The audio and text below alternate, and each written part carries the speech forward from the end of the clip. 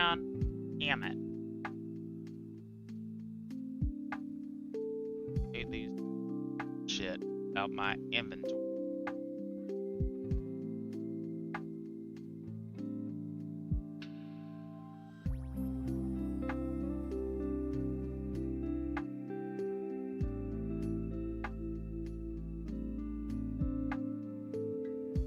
What up?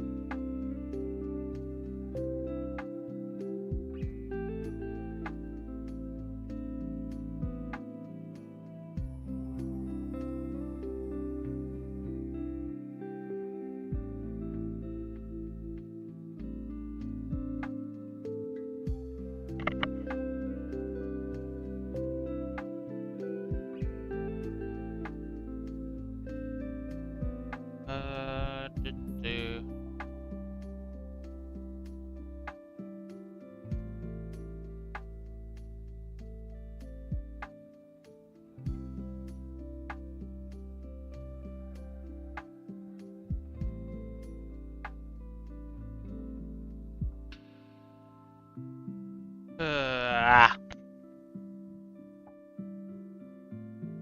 Fuck's that stupid ass book, mine.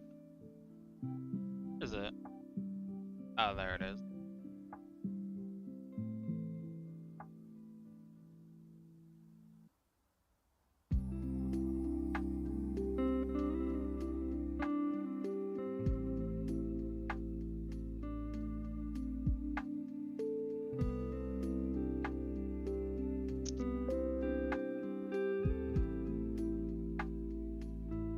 I was trying to AFK with the,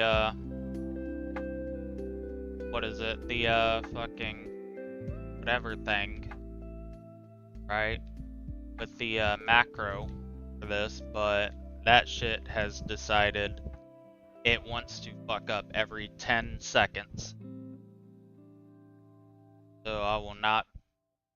Macro would probably work overnight. Just I do not want to use it during that time.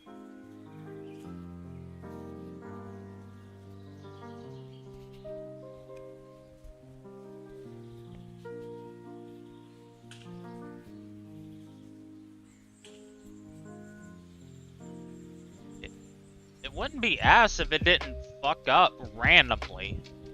Like it didn't even fuck up.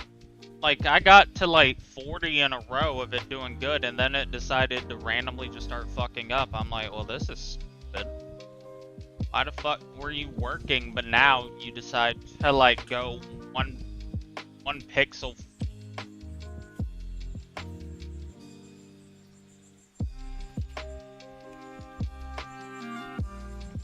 What? What are you on about?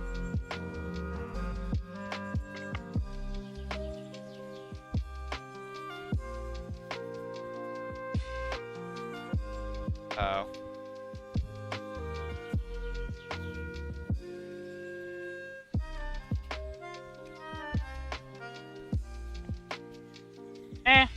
Nah. Not really. You made more if it was worth more, like if it was a rare one. I don't care about the base game one.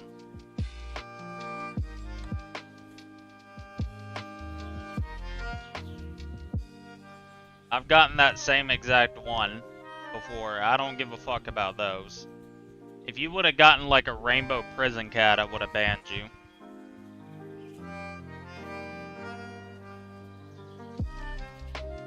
Yeah, fuck you, bitch.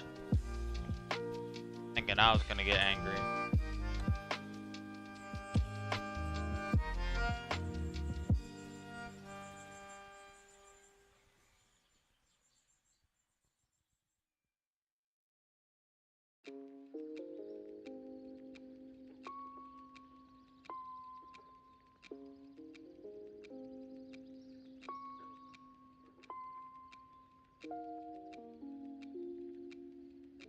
I need to go piss real quick. On.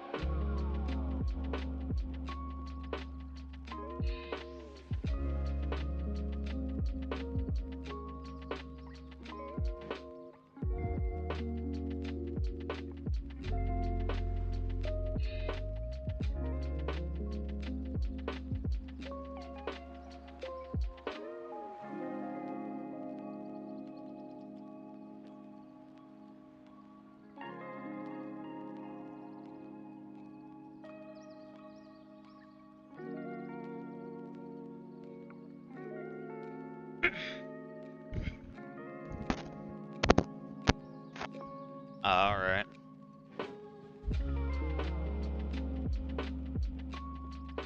Ugh.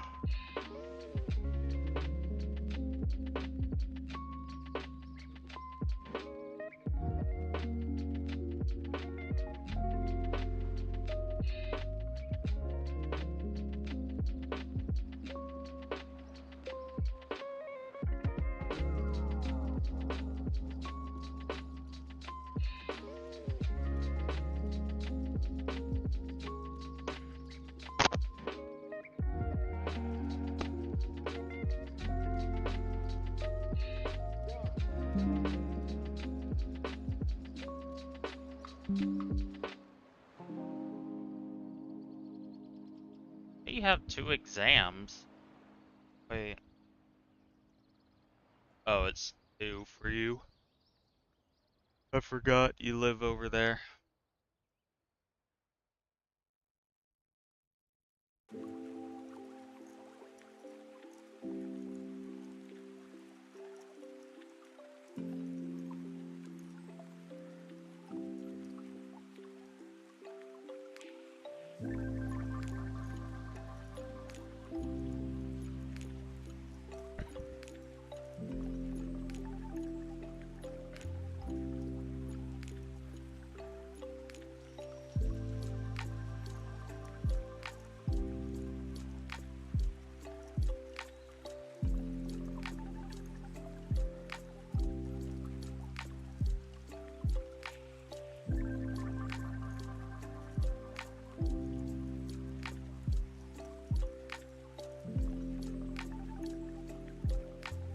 Morning.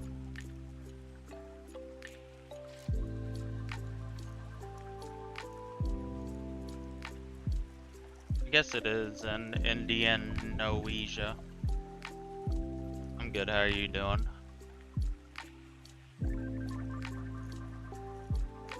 How's your quitting Skyblock?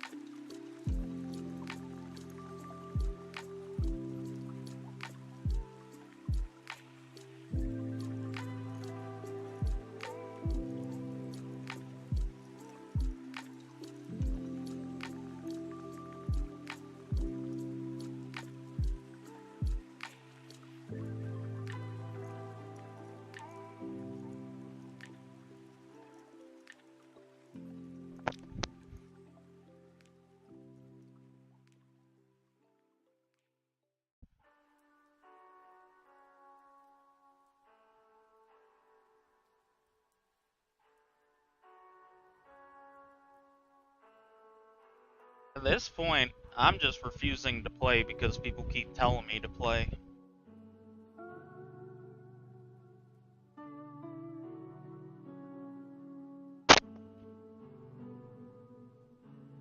Oh, got a huge. You're mad, mobbed. You're mad, pussy.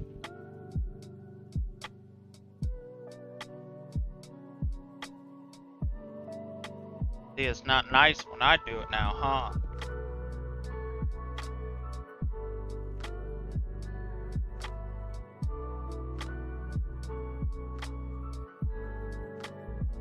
That's where I'm at right now, and like I said, I'm having fun. Plus, I keep convincing people to play this game that I'm playing. I've even got Gennaro addicted.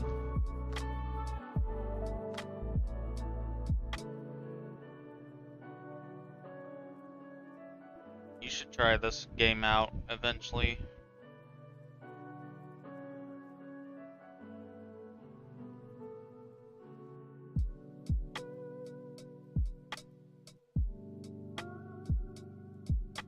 Which keys?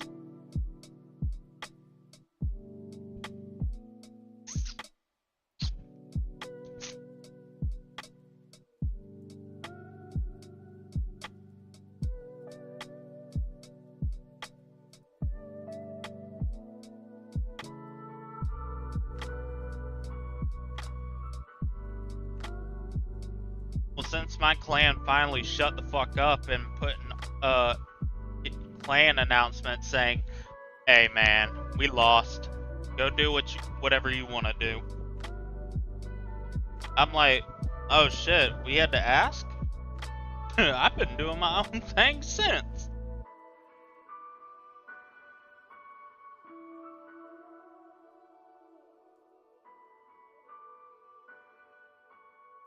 I need to see if there's like a macro or something, or a cheat in general, for how people are able to like go to each chest in the digging site automatically. Like it's a cheat apparently.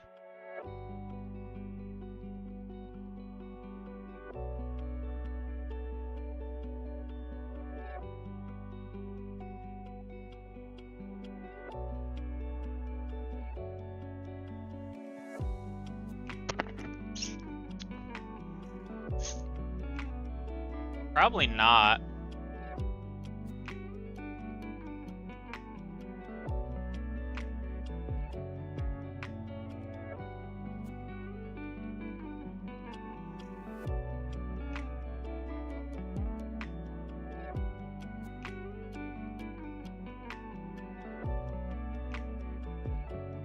I am not doing those.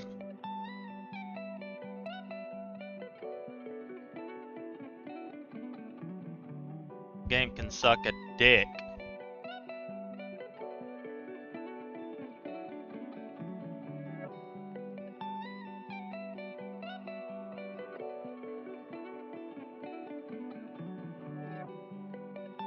What do you mean the golden? Oh, 1000 secret. The guy that made the macro for chest, or the other thing, he has a good tree macro, which basically it goes into the tree at like area 15. It goes in there, opens the chest, leaves, and repeatedly does that, and it picks the item that's worth the most.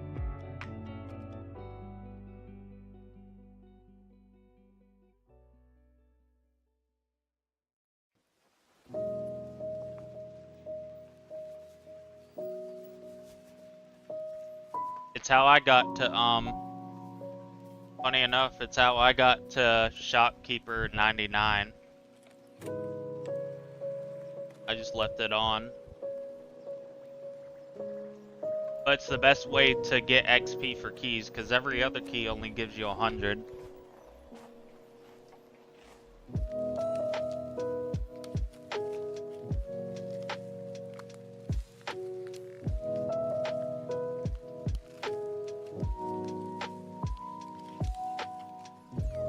Okay, what rarities? Eon. Eon.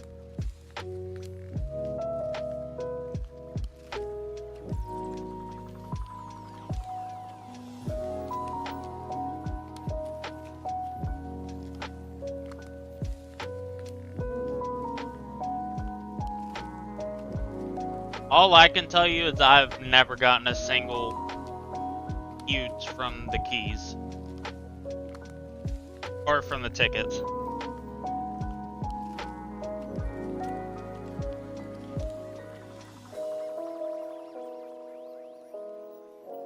I can tell you right now, the best chest is this one right here.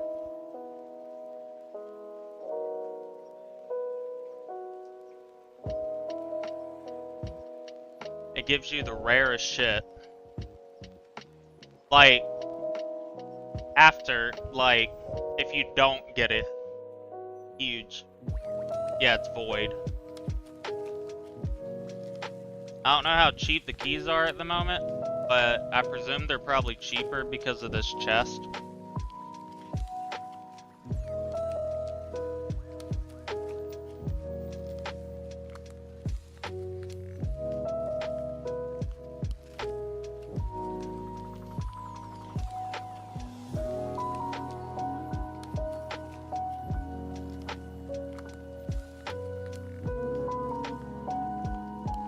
Matter of fact, let me do this. Trade with myself. Okay.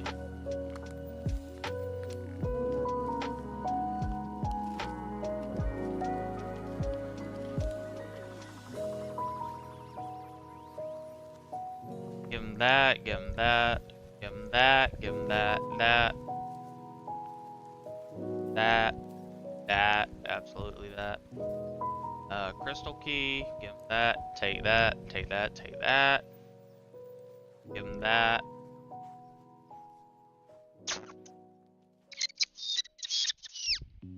How do you, what's the combine? Where did you get that, is what I mean.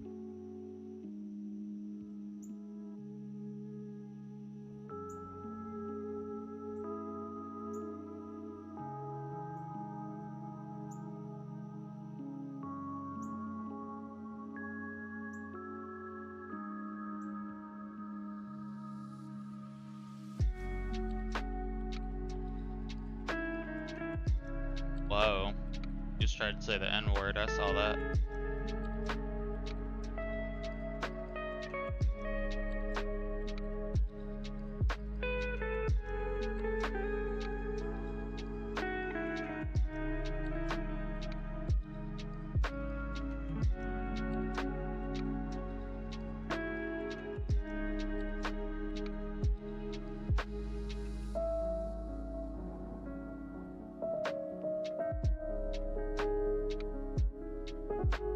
Mobbed. Wait, no. Or wait, yeah, mobbed. You want to join this server with my alt?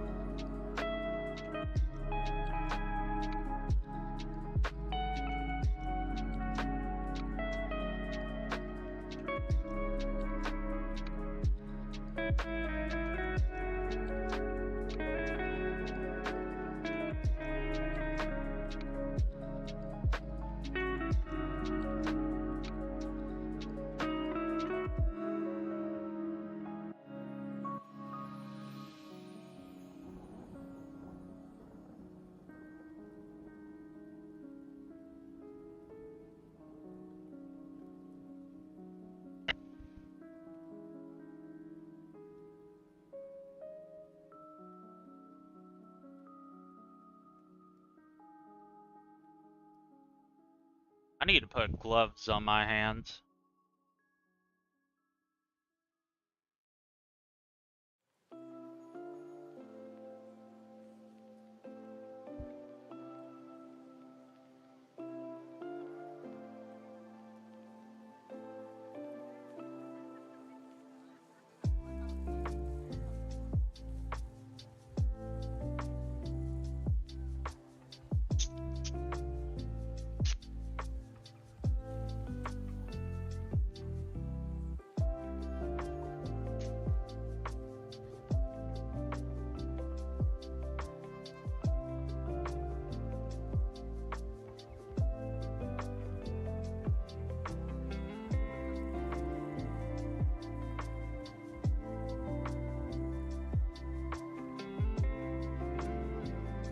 Why do you want to have a macro for that though?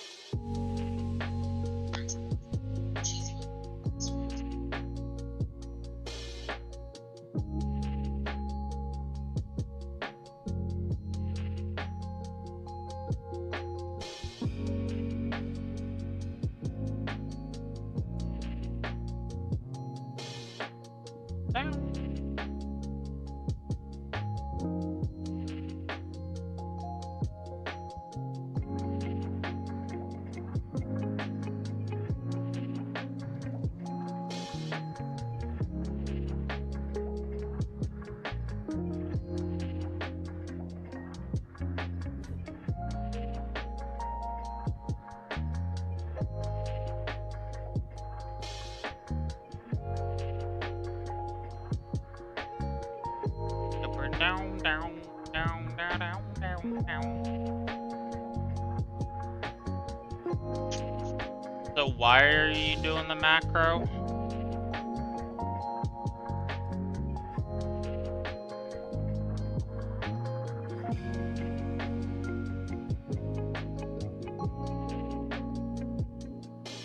Yeah, that's why I'm wondering why.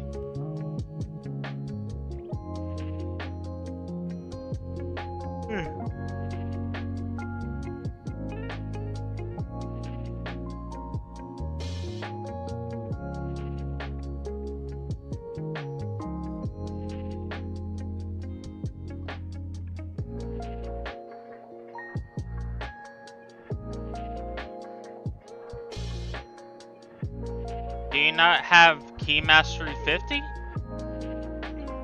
What?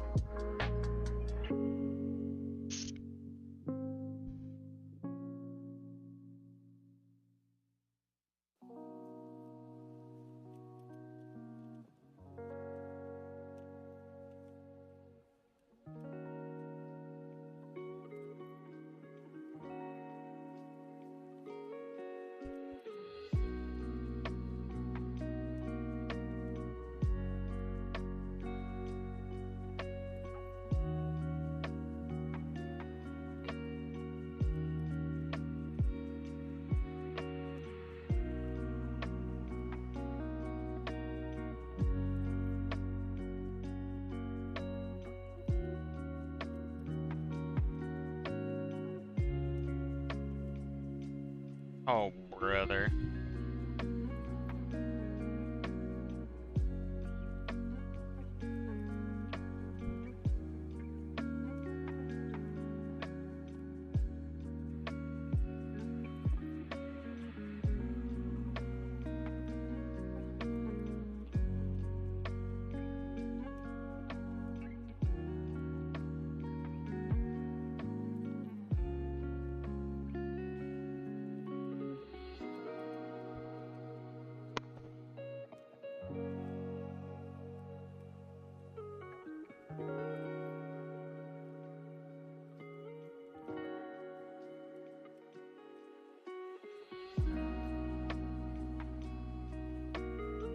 What does this mean then?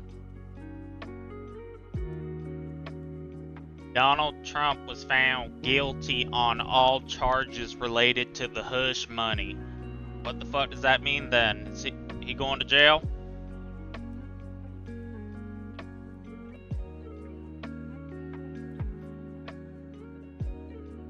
Put Trump in jail. Matter of fact, before he goes to jail, give him a BBL.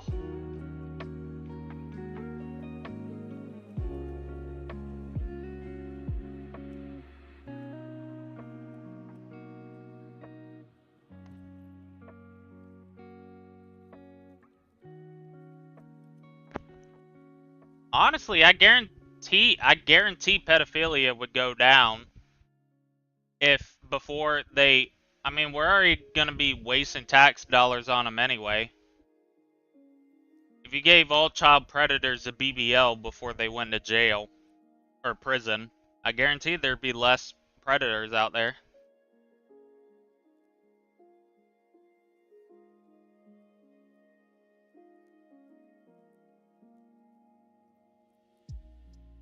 I mean, damn, he got found guilty on every charge?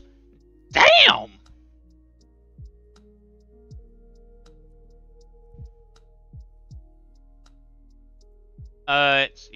It's a hamster, but I have a Kanye bodyguard. Watching my back, for real.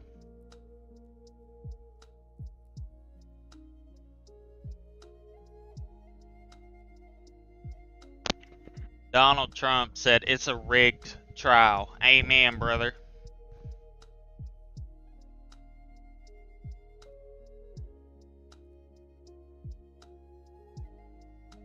The judge will give Trump a sentencing soon.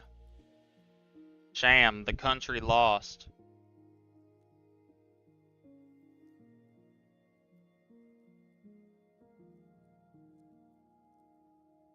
he goes to jail, that would actually be the best thing I've ever heard. I need Trump in jail. And I need him to eventually get out and be like, see, I like black people. I even hung out with a lot.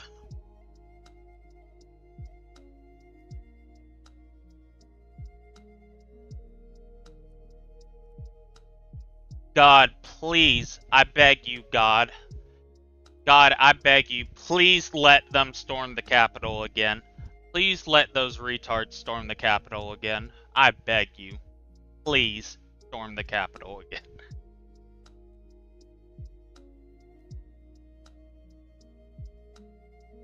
Oh, and they were all felonies too. Woo! Yeah, he going to jail.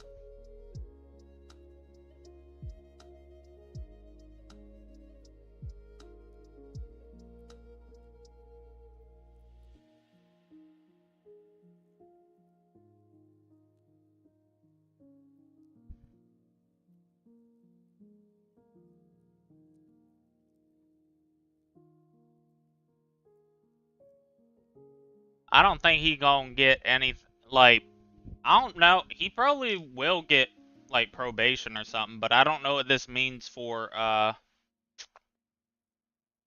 what is it? I don't know what this means for, Trump in the election.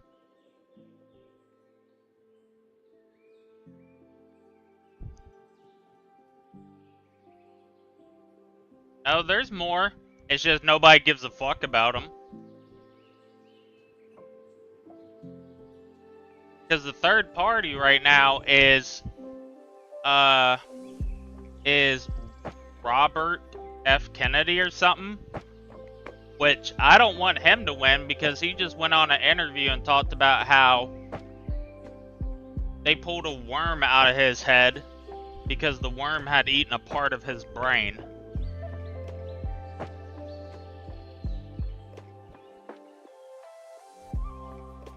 And that's the guy leading the Libertarian Party. And I kind of don't want him.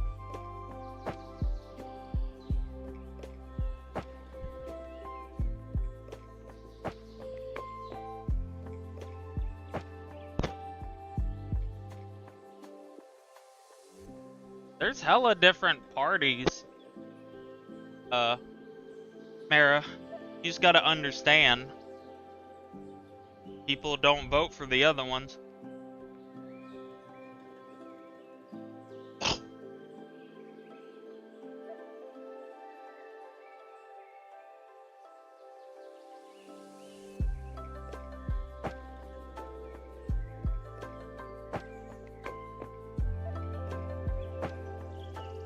Oh, by the way, he got charged by the state, so he can't even pardon himself if he wins the election.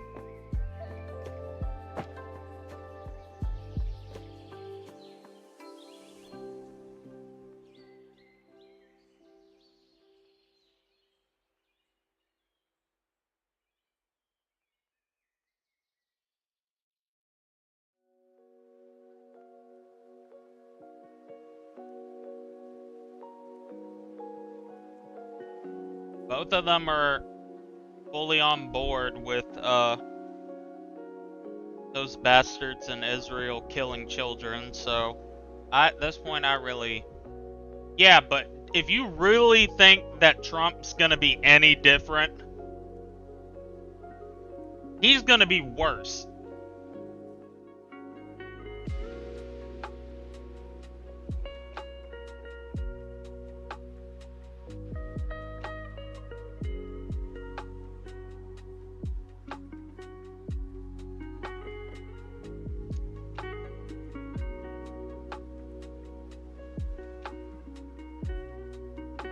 Well, that's what it always is. Like, most of the time the Democrats come in, try to fix up the country. Republicans come in with a pretty decent economy. Their fan base is like, oh, see, he's a good president. He did this already. Then they fuck up the economy. The new president comes in, has to fix it. And they're like, oh, see, he's a bad president. I knew they were retarded when they keep blaming the president for gas prices.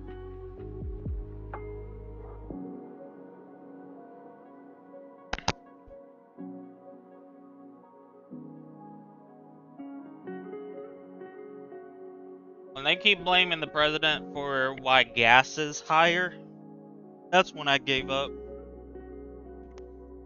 Because I'll ask him, I'm like, what bill has he introduced to make gas higher? A recent report came out saying that an investigation has seen that trickle-down economics did not work.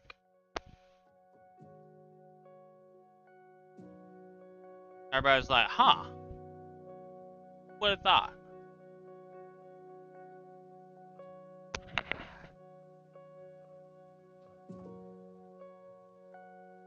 At least the guy that tried to shoot him is out, and he sells paintings too. I want to get one.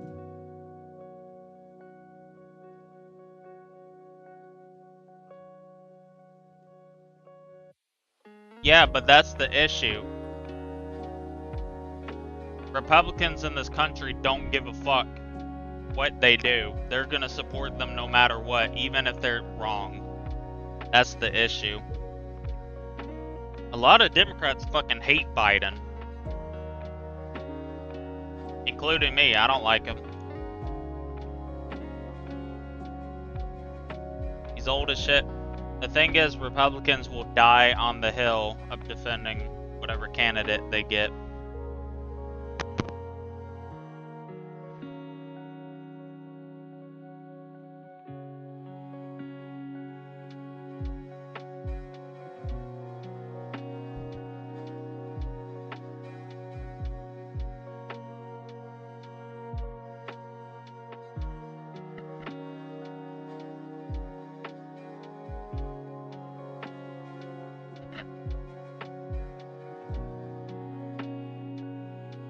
Ow.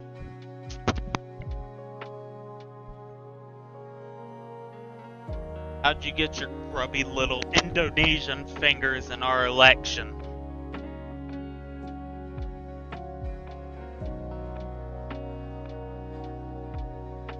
Oh. Boo! You're fake.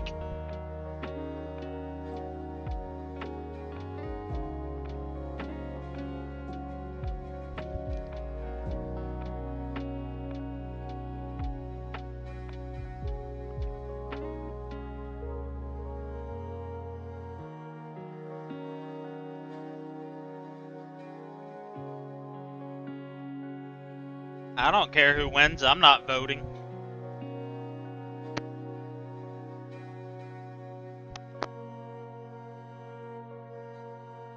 Yeah, I'm not voting.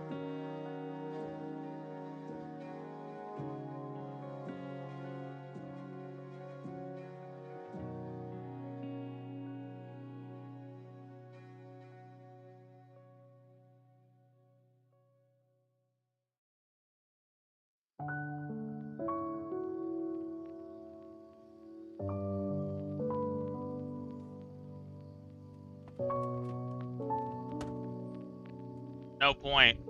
We all lose anyway. We either get dementia old fuck or we get fat old fuck.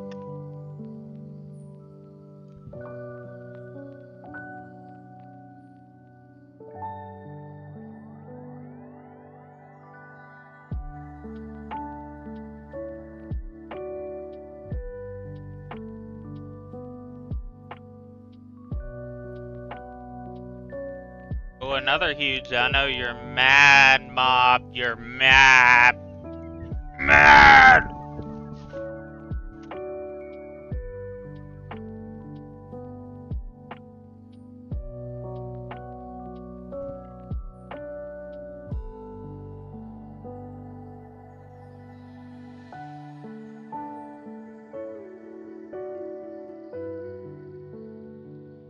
Do you think every politician is? Do you really think any of our politicians got it out in the mud? No.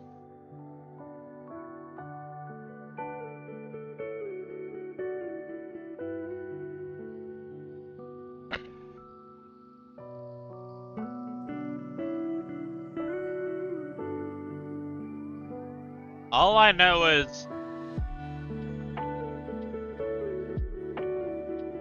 if Biden wins, he's gonna die. Okay? Let's be real. Not like JFK style, but he's gonna die. He's 80 something. The only other guy is Robert F. Kennedy, and he admitted in an interview that he had brain worms. So part of his brain he doesn't have.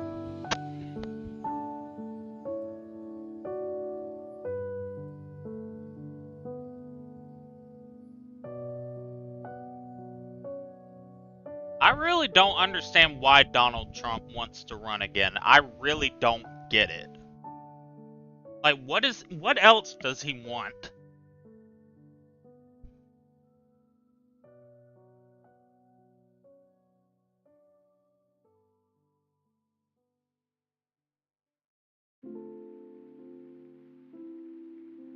All I'm saying is, if Trump's gonna be allowed to run for president, and he's gonna be a convicted felon, then every convicted felon should be allowed to vote.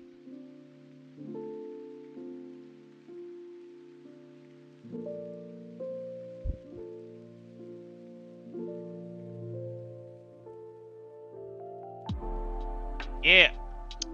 Why didn't he do it the first time?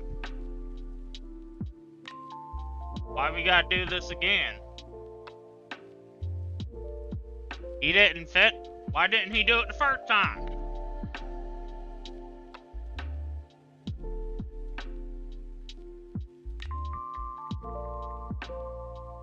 We need another COVID, I think. To be honest, once COVID happened, I stopped seeing a lot, because I worked in retail during COVID. I'm gonna be real, I saw a lot less Trump hats after COVID. That's all I'm gonna say.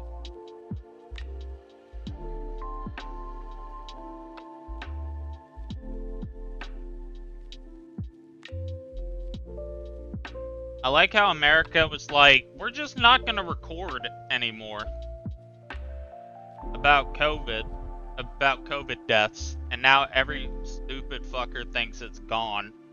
Like it disappeared.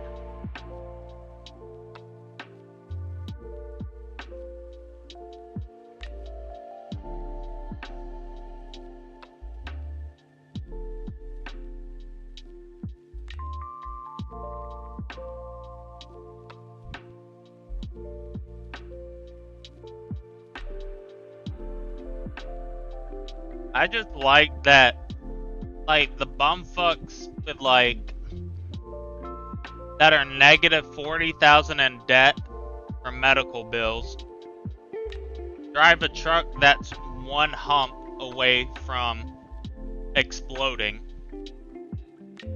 Think that the government wants to control them or do something to them specifically with the vaccine. That's what killed me. And them.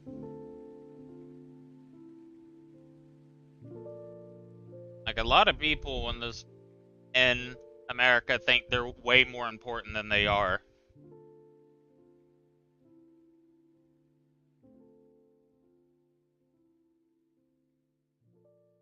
Hello, Janara. Yeah, see what?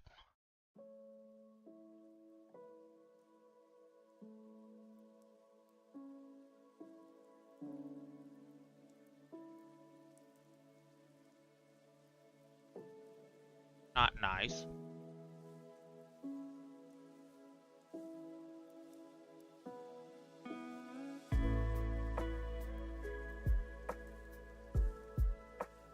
Oh yeah, that shit was funny. It's like, dog. So, you don't trust when a doctor is telling you you need to get this vaccination, but you trust them to do open surgery? Like, are you dumb?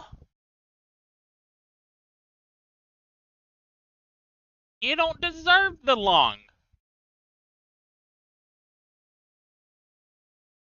So you trust the doctor to open you up and transfer vital organs in your body, but you don't trust them when they say, hey, get this vaccine?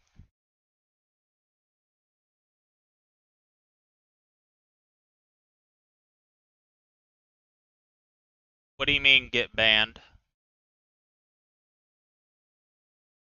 Oh yeah, he got wiped on Skyblock.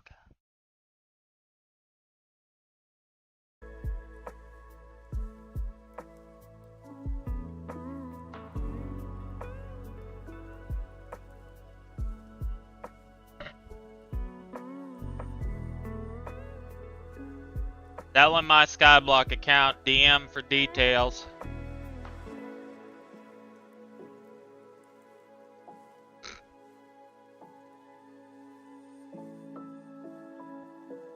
Let's see if my account got wiped.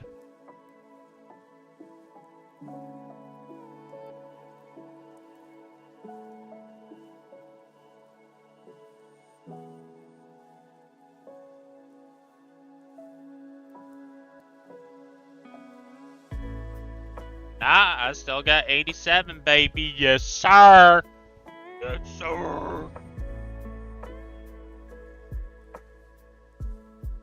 Let me buy your void keys from you. Let me buy your void keys.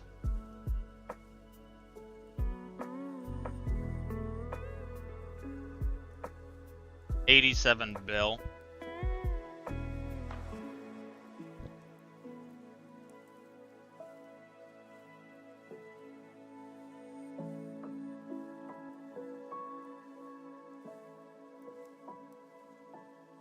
By the way, you know void keys don't give you an extra one or whatever, right? The void keys are just, they don't have any special thing, so you don't get a chance to get a different key. Why did I not text you? Because I didn't give you my number. You can text then.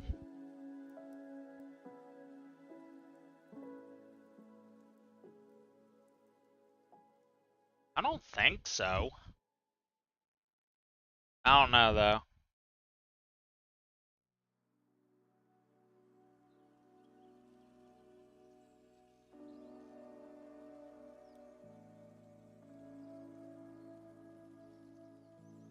Oh. How much are they per anyway right now?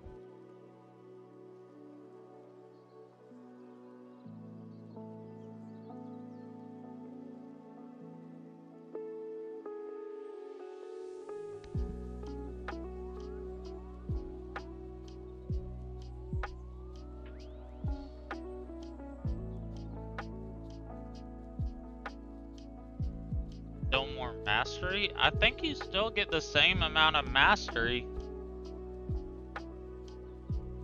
I can't tell you because I'm max, but I would presume no.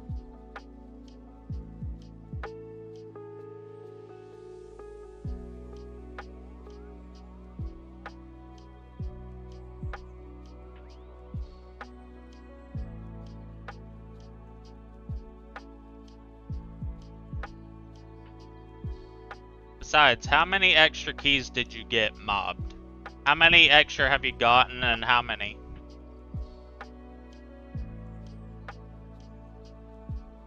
Yeah, I'm on a private server myself. By the way, no more. I'm not doing chests with anyone else. Sorry. It's solo now. I don't give a fuck about them stupid ass prison keys or extra. I ain't doing it anymore, sorry. I tried to join my friend server and forgot I had join friends on, and this kid has been fucking following me. Dude, this kid followed me for 10 minutes. Before I unfriended him.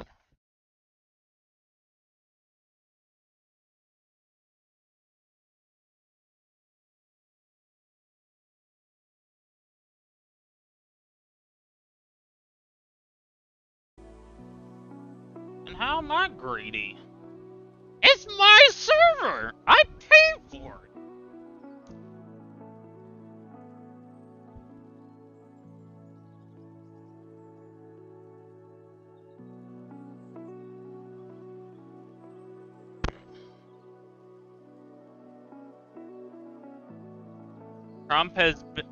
A judge has ruled Trump on 34 charges.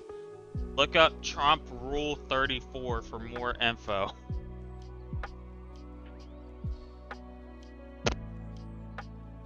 Oh, I could change that real quick. Hold on.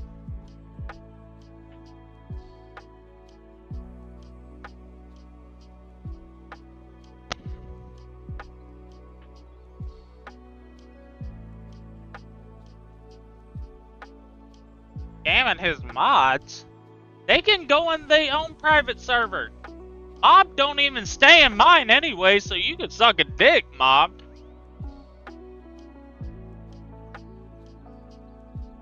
What?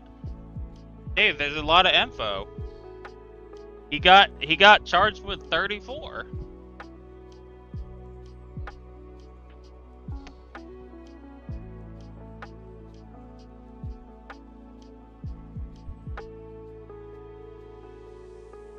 You get your own, sir. If you click in the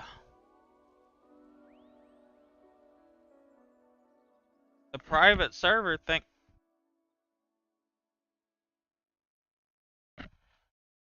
Well, I mean, he did get charged with 34, so just on 34 counts, just like I said, the judge ruled on it, so just look up Trump Rule 34.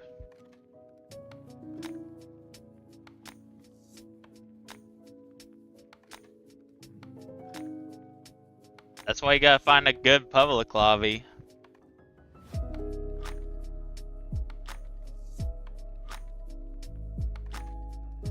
Actually, Gennaro and Mobbed, I'm giving you 30 seconds. Starting now. Join my mommy. Lets me curse. Refresh your front page of Roblox and you got 30 seconds. Look up top for the My Mommy Lets Me Curse account and join. You guys got 30 seconds.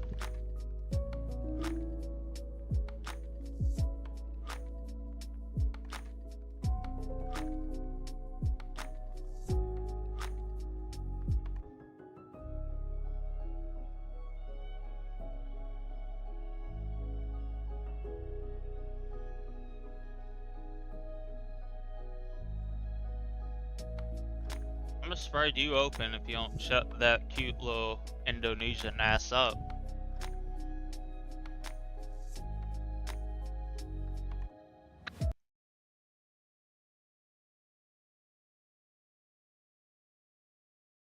Look at that.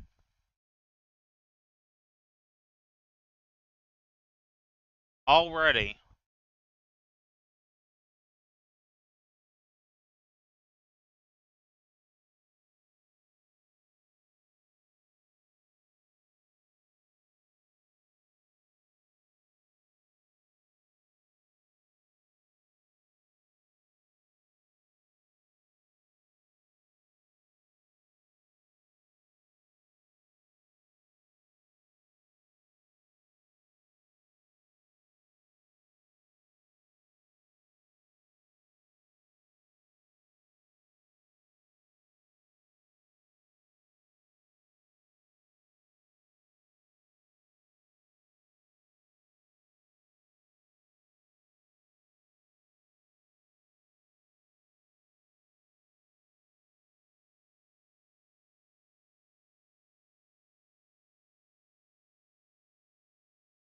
I don't even know who half these people are.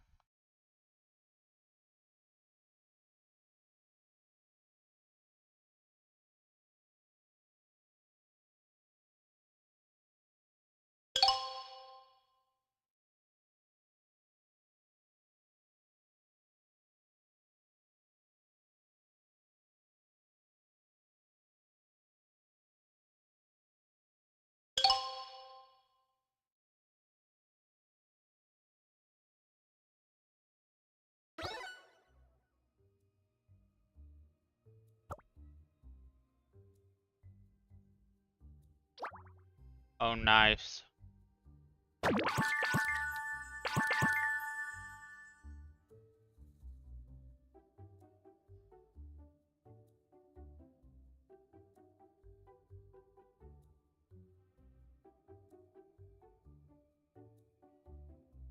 That stupid fucker was probably watching my stream, or he was refreshing his fucking ass off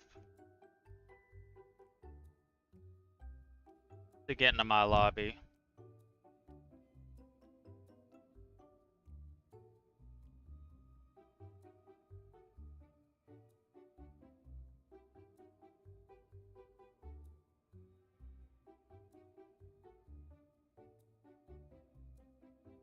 There we go.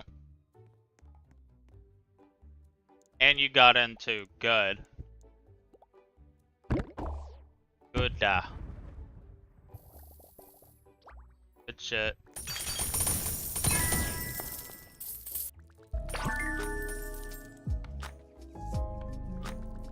That's my volume on.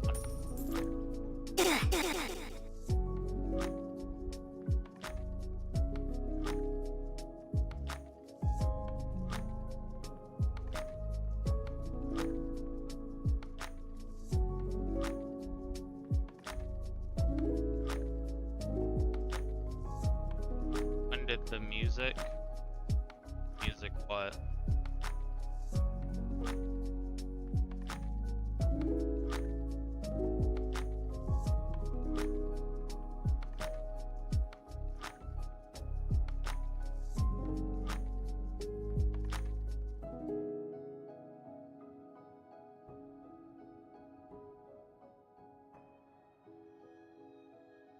My bad, I turned it down, goddammit.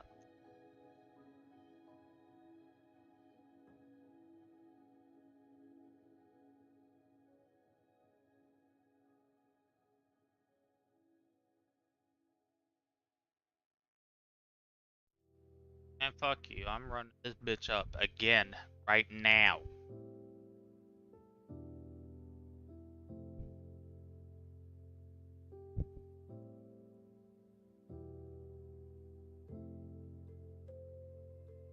Couldn't hear yourself?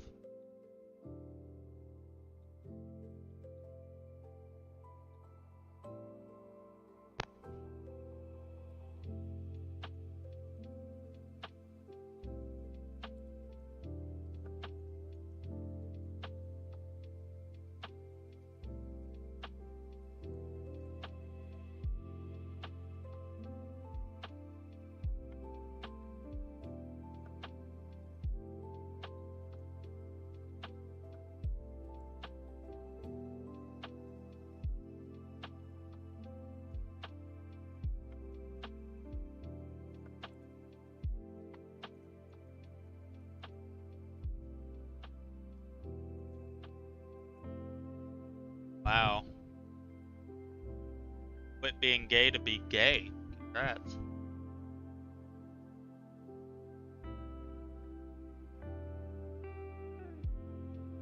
Yeah, basically what I just said.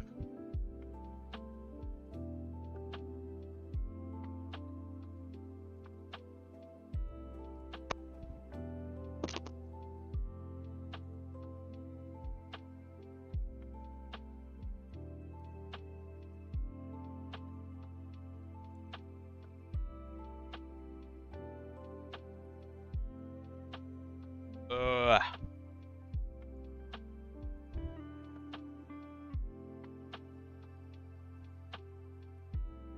Mara, send me money so I can get food. I can't drive.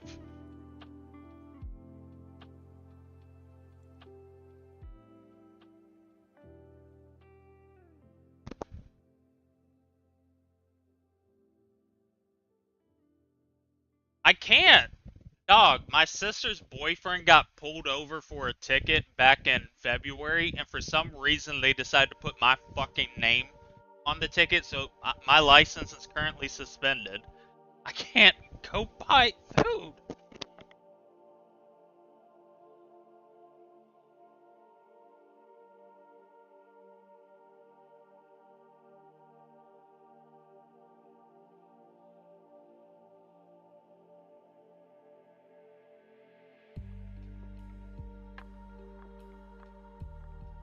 I can drive? No, I can't.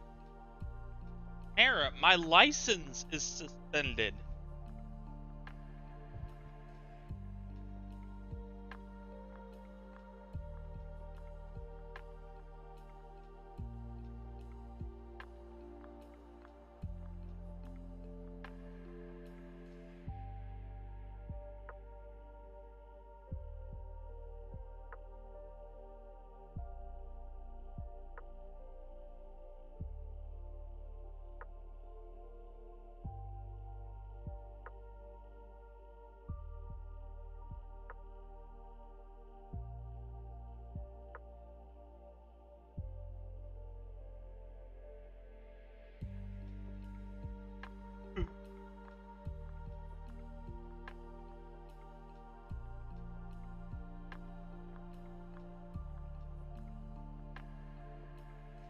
definitely a lot.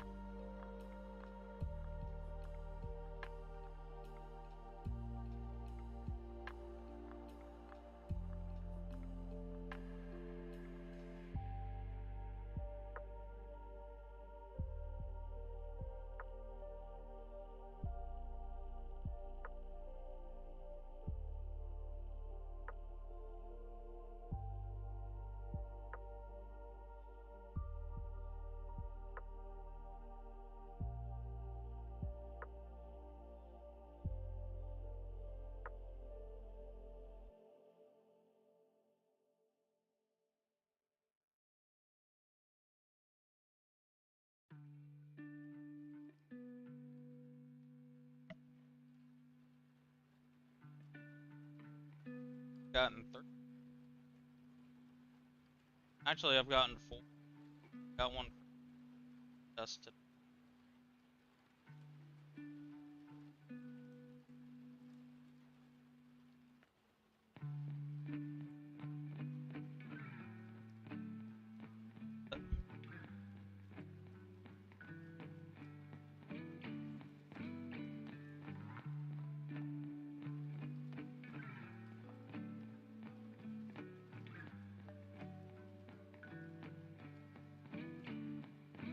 With higher key, whatever, you get a higher chance of getting better shit.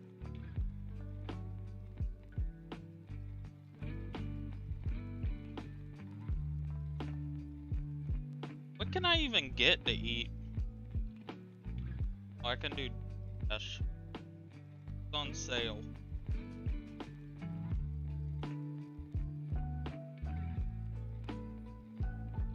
Popeyes. You gotta just open keys and craft keys together.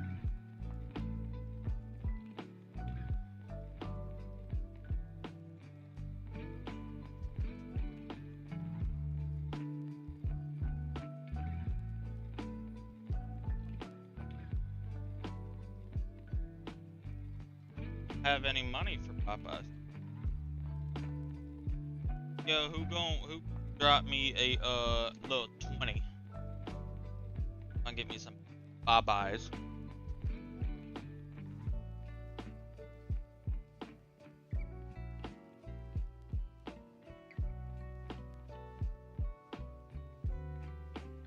Yeah. The best way is to do the tree thing in the very first. You open the door. Things that gives you. That gives you 5th. That gives you 400 XP for opening a thing. Meanwhile, everything else only gives you like fucking. It only gives you.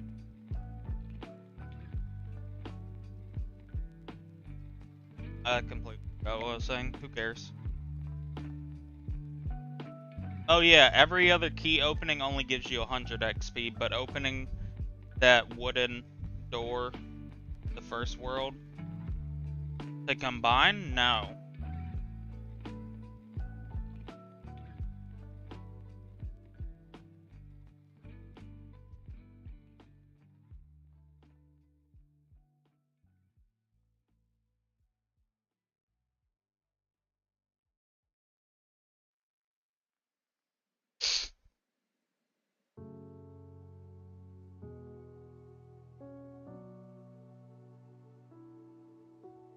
It is, but I have literal no money.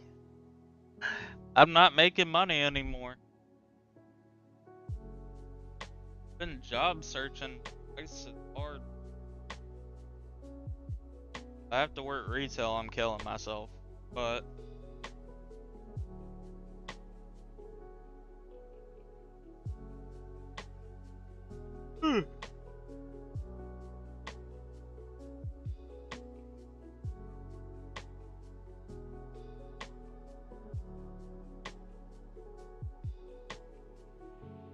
oh well.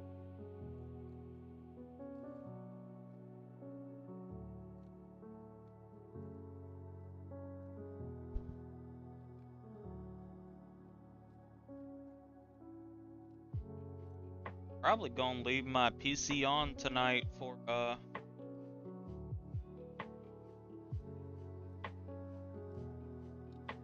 what? That.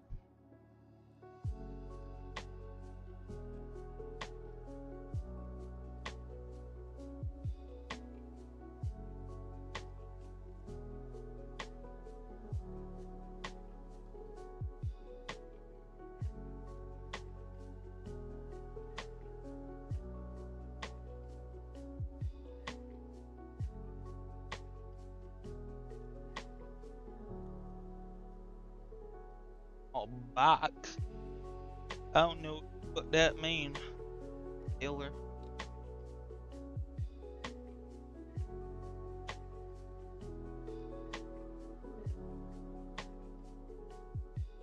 Oh yeah, literally just a box you can place shit in if you need to. Like for a little bit of organization. Out if so much.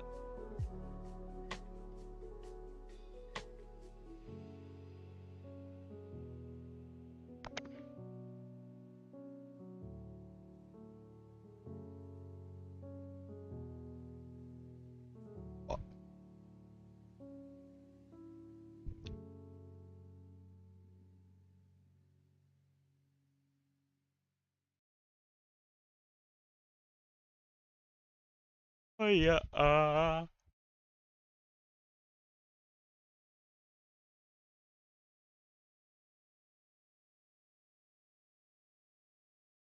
hold on.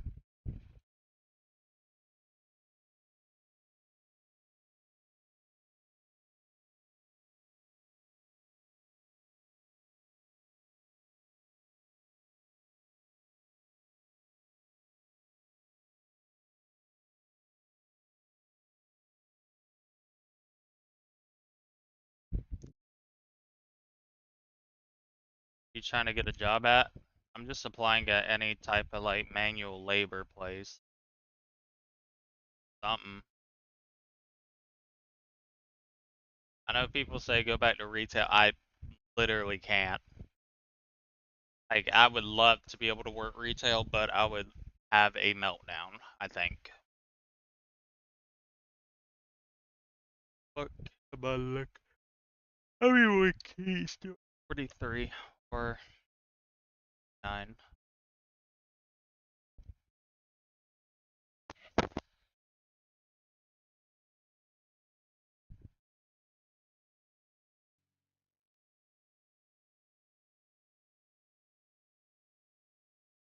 America. It begins on an internet forum named Tatsi, or the Temple of the Screaming Electron. In case you don't know about Tatsi, it's the story of the composer who faked being deaf. Walt Disney once said that our greatest national resource is the minds of our children. I disagree. I mean, let's be real for a moment. There's a reason why we know all the stories on r/woke kids are made up. Children, on average, are basically the dumbest kind of person, but I'm not even. Don't hide them from the channel, just time them out for an hour. I timed him out for a day, so fuck it, but if you guys get it to them before me, just time them out for a day. But sometimes, a child's unique brand of stupidity causes them to discover something that an adult would never in a million years think to try. Take, for example, the street children of Zambia, who supposedly developed a concoction known as Jankum. It looks like a bottle of Nesquik, but I assure you that's not Nesquik. Rather, it's a bottle of fermented sewage that the children were allegedly inhaling for hallucinogenic effects. And in 2007, after a series of posts about it online, it became the subject of a widespread moral panic as people believed that it was suddenly showing up in suburban American schools. But how much of the story was actually true? Find out on this episode of Tales from the Internet.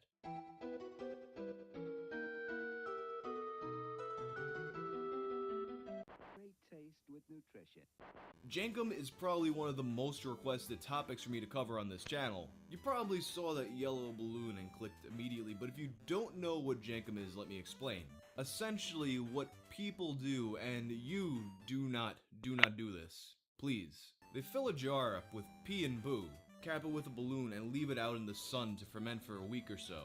When your balloon is inflated, your Jenkum is ready to enjoy, giving you visions of God only knows what.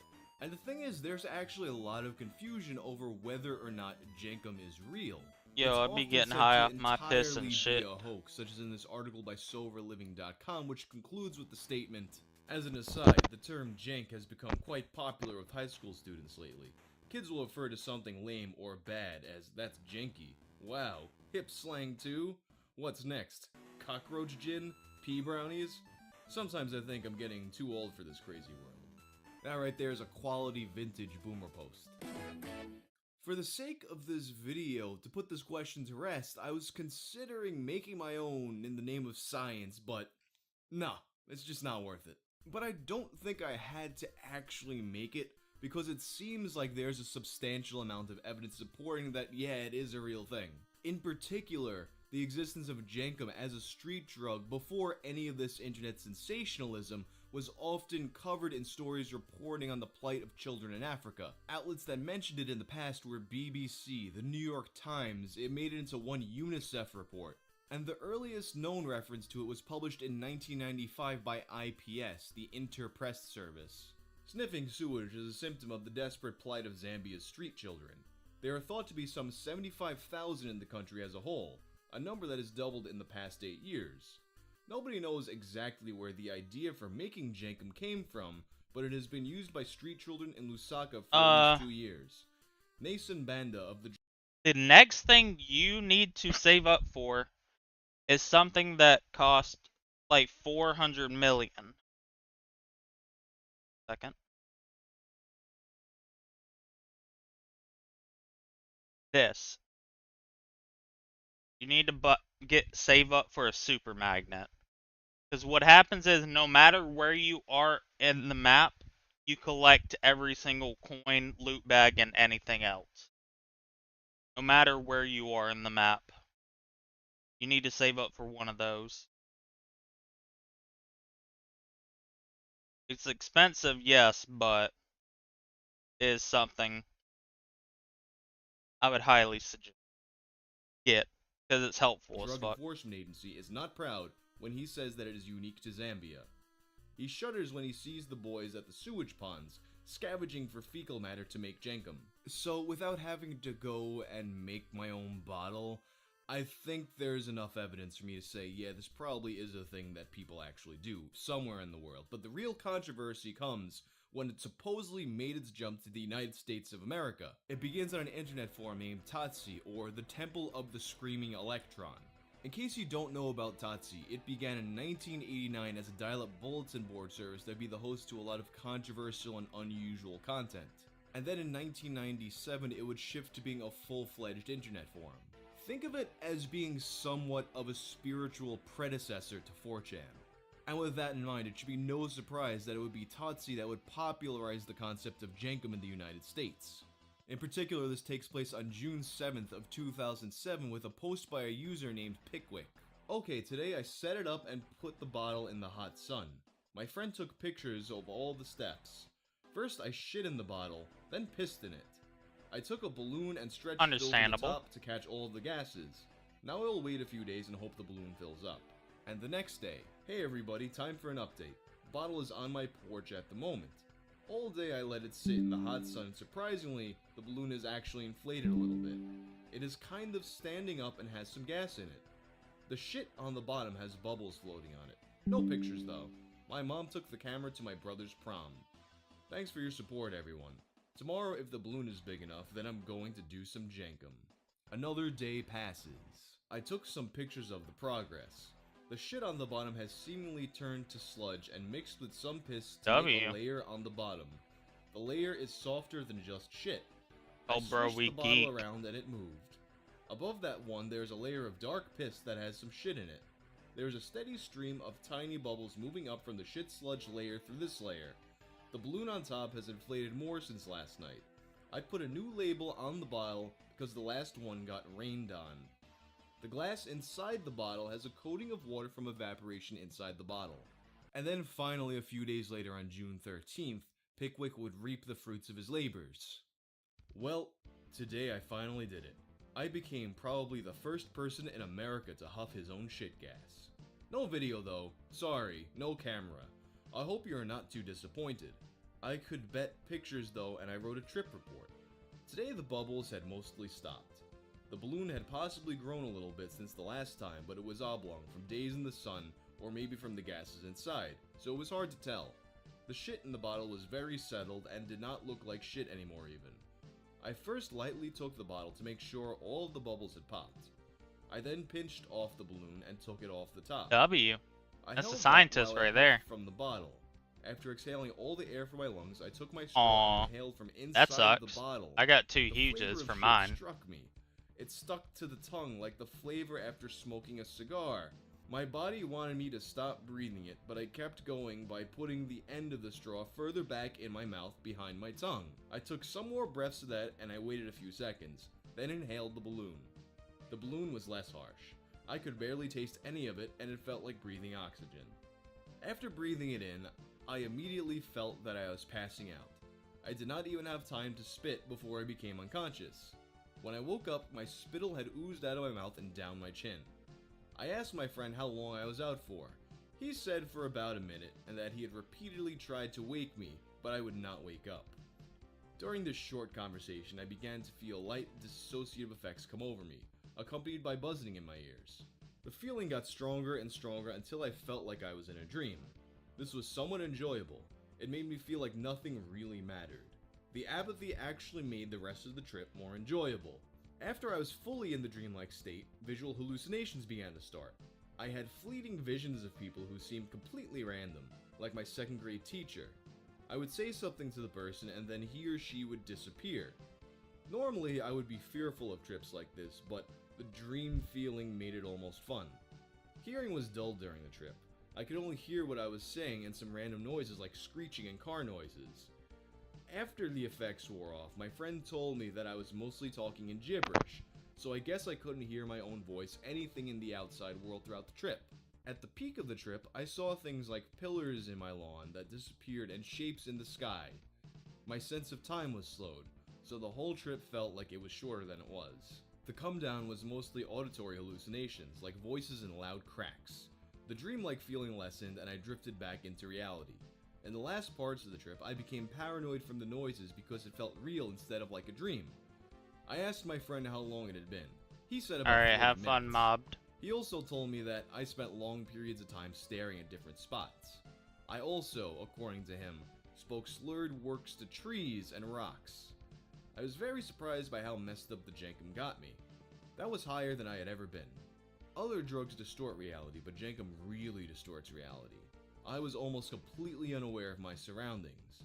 My friend said that seeing me was scary and he was thinking of getting an adult. Thank God he didn't do that. In conclusion, was it enjoyable? No, not really. Would I do it again? Defiantly not. Would I recommend another person to try it? I wouldn't to anyone who I am close to. If you are very adventurous and would try anything, then I guess you should try Jenkem. But I know that the preparation is not made worthwhile by the trip. Come on. It's not good. This thread would go on to pick up a ton of steam across the entire internet, not just Totsie. And Pickwick would go on to boast about the popularity of his post, noting that it had made the front page of both Dig and Encyclopedia Dramatica. He shared the very 2007 memes people made, like the MasterCard parody and the Magic cards. He was also excited that someone had emailed South Park Studios about his adventures and encouraged more people to write to them, hoping that it would one day get on the show.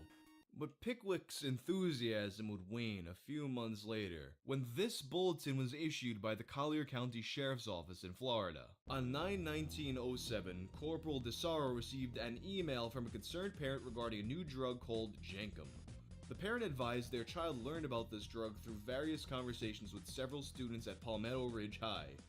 Jenkem originated in Africa and other third world countries, because as you all know, Africa is a country, by fermenting raw sewage to create gas which is inhaled to achieve a high. Jenkem is now a popular drug in American schools. It then goes on to describe the process of making and consuming your own Jenkem, which I'm sure you've heard enough times in this video by now, and it also has a list of slang terms for Jenkem. Winnie, shit, runners, fruit from the crack pipe, Leroy Jenkins, Might, Butthash, and Waste. And of course, plastered all over the bulletin were Pickwick's pictures. The story would then get picked up by Fox 30's News, which also showed Pickwick's pictures. It was no longer confined to places like Totsie and Encyclopedia Dramatica. Now, Pickwick was the national face of sniffing your own shit. And once that started to happen, Pickwick rushed back to Totsie to claim that the whole thing was a hoax. He now said that the actual contents of his jar were flour, water, beer, and Nutella. He then stated, "I never inhaled any poop gas and got high off of it," he wrote on September 24th. "I have deleted the pictures. Hopefully no weirdo saved them to his computer. I don't want people to ever recognize me as the kid who huffed poop gas." It's a little too late for that, buddy. Me personally, I think he really did it, but I'll put up a poll so you guys can answer and give me your opinion. And despite his damage control, the legacy of Jenkum would continue to spread, and he did achieve his goal of having it referenced on South Park. A few months after Jenkum went viral on the internet, in 2008, South Park had an episode called Major Boobage, in which Kenny gets addicted to the hallucinogenic effects of cat pee. And all that being said, regardless of whether or not Pickwick actually did it, there is literally zero indication that this was ever a trend in American high schools. But that did not stop this moral panic from spreading to more and more districts. And the reason why that happened is actually pretty fitting. You know how I said earlier in the video that Totsie was basically the spiritual predecessor to 4chan, right? Well, it was 4chan that took this ball and ran with it. In one particular 4chan thread, a campaign began to send I'm not this sure. email to I school couldn't tell you. faculties. I'm sorry. "I am writing you anonymously because I do not want my child to get in any trouble, but I need to alert you to something your students are doing that is potentially very dangerous. Yesterday afternoon, I came home early to find my son and his friends getting high on something called Jenkum, which they say they heard about at school. This Jenkum is the most disgusting thing I've ever heard of. They urinate and defecate in plastic bottles and leave them to ferment in the sun, then inhale the resulting gas. I know it sounds unreal, but when I came home, I found my son and his friends laying on the grass in the backyard, and they were acting very strangely. There was a horrible, putrid smell in the air. I can't believe my son would do something like this. I looked it up on the internet, and apparently this was something invented by African children that wound up online, and now kids all over the world are doing it. My son says most of his friends at school have tried it. This seems to be a new thing, and I can't find any information about the health effects of Jenkum. I think it is the methane and ammonia content that provides the desired high, but I don't really know. Both of those are very harmful chemicals. All sorts of diseases are spread through fecal matter. I imagine it could lead to some very serious health problems at your school. My wife and I are utterly shocked and talking about private school. We have spoken to our son about this, and he says he won't do it anymore, but because it is on the internet, kids all over the country are trying Jenkum, and they need to be educated about the health risks. It is only a matter of time before somebody dies from methane poisoning or this leads to a hepatitis outbreak. I don't know exactly what you could do about this as Jenkum is legal, but I need to inform you of what some of your students are doing.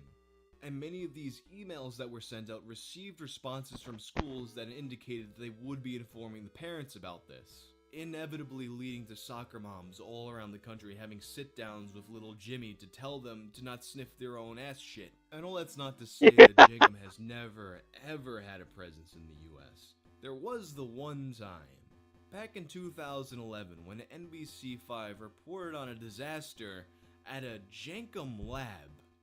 And police think they know why this tenant had so many containers of excrement in his apartment. Officers believe he may have been huffing Jenkum. Jenkum. Not even once.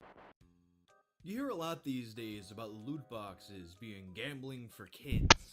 And while loot boxes are a terrible game mechanic and they suck, that version of gambling for kids has nothing on the version of gambling for kids that I grew up with. Feast your eyes upon the ultimate gaming rig. Sega Genesis, Neo Geo, TurboGrafx 16, Super Famicom, a stereo, a big screen TV, a hi-fi VCR. Every 90s kid's wildest dreams were only $5 and a crossword-like puzzle away. But come on, it definitely wasn't that simple. And therefore I present to you the story of the ultimate gaming rig.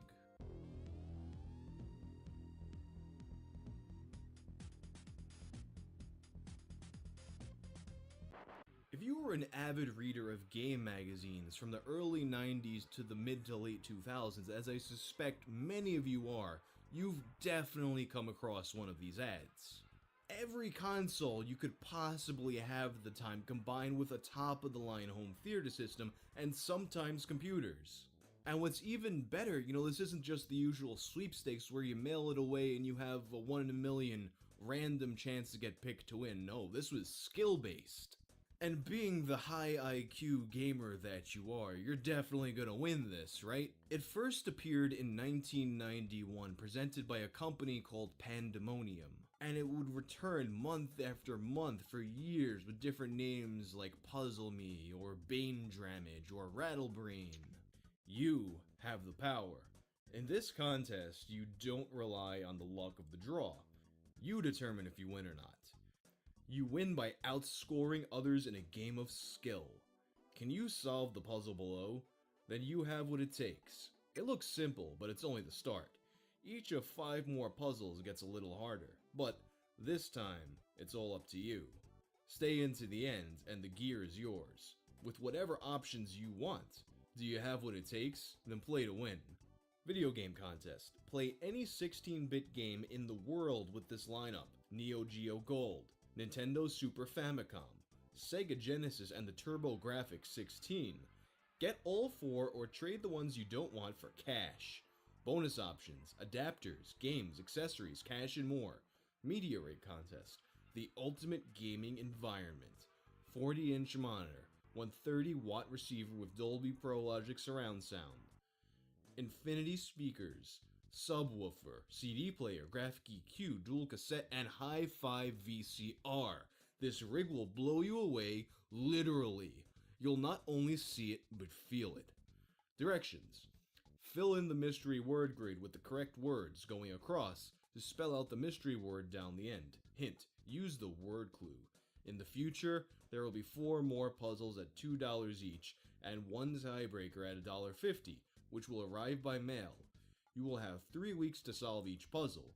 We don't how many will play, but typically 47% will have 30% to phase 2, 25% to phase 3, and 20% to phase 4. The tiebreaker determines the winner. If players are still tied, they will split the value of the prizes. Alright, let's do this. Wow, the mystery word. Blank games. Gee, I wonder what kind of games they might be talking about. I don't know. What a test of wits this was. Alright, so as you probably guessed, I did enter this contest once. And although the puzzles did get a little bit more difficult each round, they were still mostly really easy. Each round you would get similar word puzzles, but eventually a mechanic is introduced where the points have score values, and it's not so much a thing about finding the mystery word or things like that, but getting the highest score. When you get to the last round, there is a completely blank grid, and it sort of becomes like this game of anything goes Scrabble. I remember when I got to that last round, I wrote up like 10 different versions of the puzzle, and I thought I had gotten the highest possible score, but I guess not because I didn't win. That is, unless maybe the whole thing was a scam and it wasn't winnable, but nobody really knew for sure. It was a thread started on May 7th of 2004 on the cheap-ass gamer forums that would eventually lead us to the answer. The successful dropout. I don't know if this has ever been posted, but I've seen this contest in magazines forever, and have always wanted to try it out, so I signed up and completed the first set of puzzles. Now I'm waiting for the next set to be mailed to me. It goes like this. In some magazines, recently the June 04 issue of PSM on page 61, they have this contest advertised, where you pay as you play, a few bucks, filling out mystery word grids and puzzles to compete with other people who are filling out different versions of the same puzzle for prizes. You can win the ultimate gaming rig of over $20,000 in prizes. They have a computer contest, video game contest, and media rig contest. Does anyone know what I'm talking about? Has anyone ever tried this? Is it a scam? Many of the other forum users expressed that they were surprised that this contest was even still going on, and many assumed that it was just a scam. But nobody could really answer for sure, and shortly after the thread fizzled out. The thread had been abandoned and forgotten about for over a year until October 2005, when it was resurrected by a user named Mr. McGee. Mr. McGee had gotten in touch with the man who ran the contest. I decided to be so bold as to email Rattlebrain and ask them whether this contest was legit or was it a scam. Amazingly enough, they replied. The following is the letter from the contest director. None of it has been manipulated. BTW, I posed under a different name just in case. Hi, Stephanie. I've been doing puzzle tournaments for 20 years. At that time, if I had been a scam, none of the magazines would let me advertise.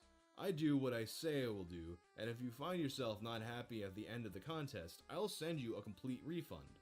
This is why I have lasted so long. I hope you give us a shot. Rick Lund, Contest Director, Bane Dramage Inc. I also asked several other puzzling things about their contest. I'm waiting for their answers. I might just post them. After his thread was revived, the successful dropout returned to tell us the status of his entry. I forgot all about this thread. Anyways, I didn't win. Why? Because the puzzles that they send you are all time sensitive, and they sent the last set of puzzles to me later than the due date. Great scam, bastards. Sounds pretty sleazy, right? Well, as it turns out, I guess you should have checked the fine print. Mr. McGee, I was smart enough to get my hands on their official rules. If it came after the deadline, it is not their fault. It is the postage system's. I was worried that because of Hurricane Katrina, the mail system was clogged or destroyed or something like that. Not that I wasn't worried about the victims either. I donated a lot of money. It was just a thing that bothered me. It was like 4 weeks between the puzzles, so yeah. Anyway, their official rules explain a lot too. What caught my eye the most was the possibility of getting a full refund if my puzzle came past the deadline or if I'm not happy with the contest results. I might just post it. Also, I'm in the finals and just mailed it out. On the off chance I do win something, I'll take pics or something.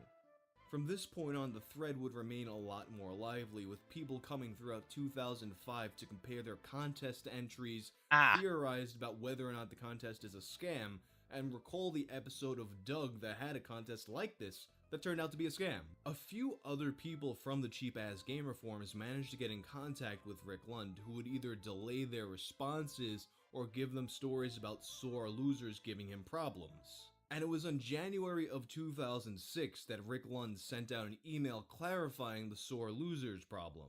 To all customers of Bane Dramage who have sent us email, once again we are extremely sorry about our slowness to respond to emails. We have had an ongoing problem which has rendered our email completely unusable. A couple of disgruntled contestants who were angry at losing the contest have embarked on a massive phony email solicitation campaign. They have used our email addresses to bury us in a sea of spam, which has made it impossible to have time to distinguish between customer mail and spam. We're talking about thousands of emails per day. This, of course, jams our inbox and prevents many emails from even getting to us. We humbly ask that you forgive us for this problem. We have now established a new email address for you to direct your questions. It is banedramagehelp@mac.com. If the questions you may have had are still relevant, please resubmit them there, and we will respond in a timely fashion. Slowly at first, and then more quickly as we catch up. If you had questions which hurt your participation in the contest when they went unanswered, let us know and we will send you a prompt refund of all entry fees if you so request. Once again, we apologize for this deplorable situation and we thank you for hanging in there. It's strange that an email spam problem was able to completely bring this operation to a halt, which makes you wonder, was this all just one guy running a contest out of his bedroom? But after the email problem was resolved, the contest went on as usual, but nobody from the cheap-ass gamer forums was able to secure the W. And once again, that's if the game was even winnable, and no one seemed to know for sure. Well, the answer to whether or not the game was winnable, as well as the explanation for the constant game changes, came in a post by a user named Karcheroth in February of 2006. Hi everyone that entered the Bane Dramage contest. In the past, I had entered this contest when it was known as Pandemonium Inc. At that time, I didn't win, but when I entered the second time, I won all 3 finals. That's where the fight began. At that time, Rick, the contest owner, lived in Minnesota and proceeded to move to Oregon with no forwarding address to me. After 3 or 4 months, I tracked him down to where he is now and confronted him over the phone. He gave me a sob story that he had no money, was going through a divorce, and had no money to pay me. I didn't care. I wanted my winnings, and after more phone calls and heated arguments, he sent me a small portion of what I was owed, about a fourth of the total. It took almost a year from when I won to when I received even that much. You could imagine my surprise when a month later I noticed the same contest advertised again, only this time under the name Puzzle Me. So to see what would happen, I entered again and I won 2 of the 3 finals, computer and home theater. Once again, months went by with no prize winnings. Again, I phoned him, and this time he told me he was declaring bankruptcy and wouldn't be able to pay me a dime. I thought it was a lie, but a month later I received court documents from Oregon asking me to put a claim in, but as he had no assets left, in all likelihood I would receive nothing, so I didn't bother. Well, imagine my surprise when about a year later the exact same contest was advertised yet again, but no Under the Rattle Brain. This time I couldn't enter because I had just turned 30, but I kept track of this company looking for problems through the Better Business Bureau, and sure enough, a complaint was lodged against this contest as well. I hope this time will be different for whoever wins, but from my own personal experience, I have my doubts it will. Also, my winning scores range from about 17,500 to a high of 18,418. Anything under 17,000, unless the high letters are X or J, will in all likelihood not win. I hope this helps wondering about this contest.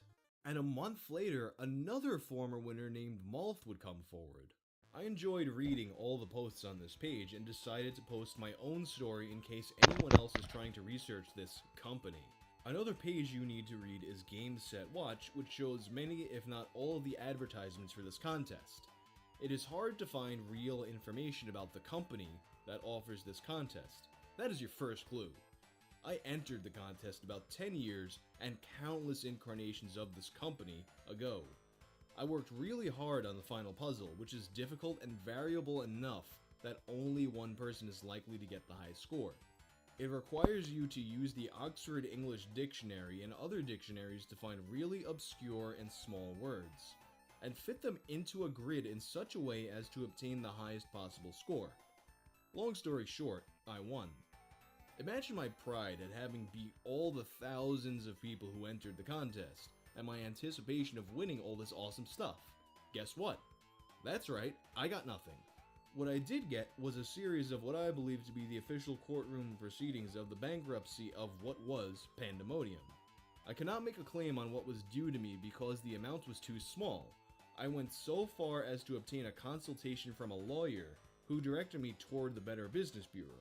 I was in college and decided not to try to pursue legal action, because who has the time and money for that when what you're owed is relatively small, and you're trying to get it from a bankrupt company, and you're a broke college student? I still have all the paperwork from everything I did for the contest, all my countless words that I found, and the myriad grids I filled in trying to achieve the best score that I could. And let's not forget the documents of the bankruptcy proceedings. It all serves as a reminder of the hard work I did, which I am proud of, and the fact that there are people out there in this world like Rick Lund who are failed, worthless human beings who make a living preying on the dreams of innocent young people, stooping to the lowest depths and using the loopholes in the court system to continue to perpetuate a business scam, calling kids sore losers when they justifiably complain and criticize the operations of this puzzle contest. Just look at the number of times this business has changed names and addresses over the years, folks. Legitimate businesses change locations maybe once in 10 or 20 years, when they outgrow their location, want a bigger demographic, buy out another company, etc., but rarely do they change names frequently. Caveat emptor. Yes, I probably should have known better, but like the others on this page, I had seen the ad for a long time and was curious to see if it really was legit, and if so, whether I could actually do what it took to win. What I got was a lesson in the dark side. Do not enter this contest. Put your money and energy to work in other endeavors that are likely to pay off. As for Rick Lund, if I ever find him, I'm going to chop off his you-know-what and feed it to him, if somebody hasn't already beaten me to the punch. And then a little under a year later, another former winner named Abigoria would come forward. Hello everyone, it has been a long time since I entered Pandemonium and Puzzle Me contest. I have been a winner 3 times while under the name Pandemonium, and 3-time winner under Puzzle Me, so a total of 6 times I have won. As of this day though, I have only received enough money to pay just 1 out of the 6 times that I have won. I have called Rick Lund so many times and been so patient with him, and have always, when I talked to him on the phone, I was given a story of why he can't pay me, but always kept my hopes up that in the future he was going to be able to pay. Example, after he runs another contest he would have money to pay me then. So yeah, I kept my hopes up, and yeah, I got paid only $500 a month, and that $500 a month only lasted a few months because the company filed bankruptcy and started up again under the name Puzzle Me. I entered Puzzle Me contests and won 3, but it didn't matter because the same thing happened again. Although I got a little more this time than before, but still, I nearly won $50,000 in total between the 6 contests, and maybe received a total of $6,000. The figures are vague, as it's been so long ago and I can only base it on memory, although I do have all my records of my winnings. So to anyone that entered this contest, it's impossible to win if you don't know what you are doing, and if you do know what you are doing, it's still a slim chance on winning. And finally, if you do win, I wouldn't expect to actually receive what you won, based on my past experience with Pandemonium, Puzzle Me, and Rick Lund. I am in total shock to find out that he has yet another contest going again under another name. It is unbelievable how this can keep on going for all these years, but I guess it's people like me that won and just sit back and accept what he pays us and don't push it any further or take legal action. And that is why I am guessing he can still keep on running these contests. If anyone on this forum wins the recent contests, I like to know how it turns out with actually getting your prizes / money. Good luck to anyone doing these contests. So with all that in mind, here's what we know about these contests. They actually were winnable, and you actually had to get a really good score to actually win them. This meant that the company's staff, or maybe even Rick Lund himself, had to go through thousands of contest entries by hand. This went on for over 15 years, and it seems like just about every time when people did win, they wouldn't get anything that they won or just a small piece of it. They didn't deserve it. It's strange to me that someone would create such a complicated system just to scam people when there's so many less involved, less hands-on ways to deprive people of their money. I mean, isn't the whole point of scamming people to get a lot of money for little to no work? So I have an alternative hypothesis. What if Rick Lund actually did set out to create a legitimate contest business, but at the end of the day, he just didn't have what it takes to run a business like this? When I look into the story of this contest, it reminds me of how I used to read these books on entrepreneurship and, getting rich and things like that. And a lot of times, you would come across stories of people who started their empires with very simple ads in magazines and newspapers and things like that. But in the case of a business like this, where he's just advertising a very appealing thing in a video game magazine, he goes from just being some dude working out of his bedroom to all of a sudden he has thousands of pieces of mail to go through, probably by himself. And we could see the evidence for that by the fact that he's sitting there talking to people on the phone himself and responding to emails and dealing with email spam by himself when an abler businessman would be delegating these menial tasks to employees. So he's clearly in way over his head, but at the same time, he's got envelopes full of money coming to him month after month after month, year after year. So he throws his hands up in the air and says, fuck it, and keeps the thing running until the wheels fall off. In practice, this leaves us something that's basically indistinguishable from a scam, but I think it's important to know what was going on in Rick Lund's head while running this thing to really understand the story of the ultimate gaming rig. I'll put a poll up and see what you think. And I would also like to know if there's anyone watching this who wasn't in that thread that won or actually successfully got their refund. Let me know in the comment section. They say that a lie gets halfway around the world before the truth has a chance to get its pants on. And in this current social media climate where people rarely read past an article's headline, and viral posts are taken at face value without the slightest attempt at fact-checking, this statement has never been truer. Countless people will come into contact with a full story if it's tantalizing enough, but far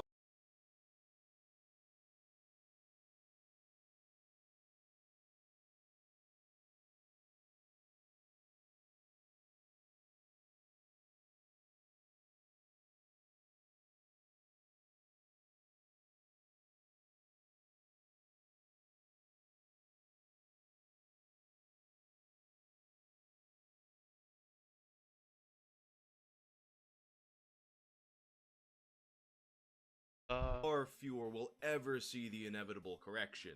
And once the world's attention is moved on, the people involved are left to fix the damage done by the spectacle. Consider the story of Heidi Ye, the model in this viral image. You might remember hearing about the Chinese man who sued his wife after they had ugly kids.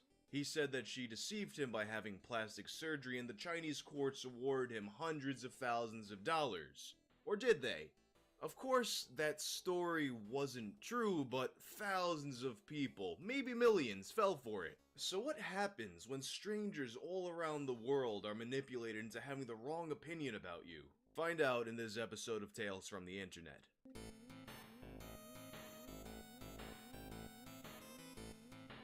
No, that's the kid that had a meltdown because I kept telling him WWE was fake.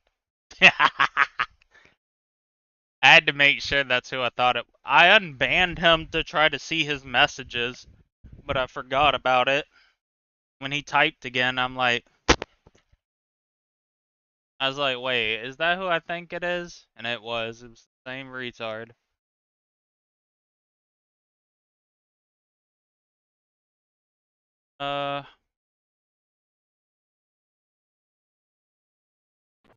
Urban legends have been a staple of the internet for as long as people have been communicating with each other online. And while it can often be annoying when the people around you are falling for them, for the most part they're pretty harmless. Think back to the infamous lobster story that I covered a few years ago on this channel. Even though there's no possible way it's true, tons of people still fell for it, but at the end of the day, maybe you shouldn't do that with a lobster. It's sound advice. It's when an urban legend takes the leap to full-fledged fake news that it becomes a problem. It becomes dangerous and it can hurt real people. And that's exactly what happened to Heidi Ye. It begins in October of 2012 when this story started to go viral.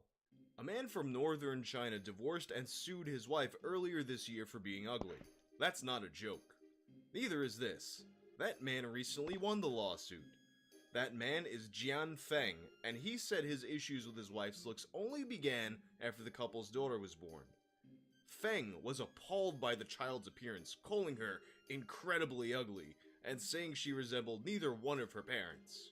With that being the case, Feng initially accused his wife of cheating. It was at that point that his wife, who had not been named, came forward, saying she had spent $100,000 on intense plastic surgeries to drastically change her appearance before she met Feng. She never told Feng about these surgeries. When Feng found out about the procedures, he filed a lawsuit. He said the woman convinced him to marry her under false pretenses. A judge agreed, awarding Feng $120,000. Now, I'm not a lawyer, and I know even less about the laws in China, but I'm pretty sure that you can sue someone over ugly babies. I mean, even with the plastic surgery, I've known some pretty good-looking people who had no plastic surgery to my knowledge and still managed to pop out some pretty fucking ugly babies. And even if you could sue, $120,000 seems a bit high.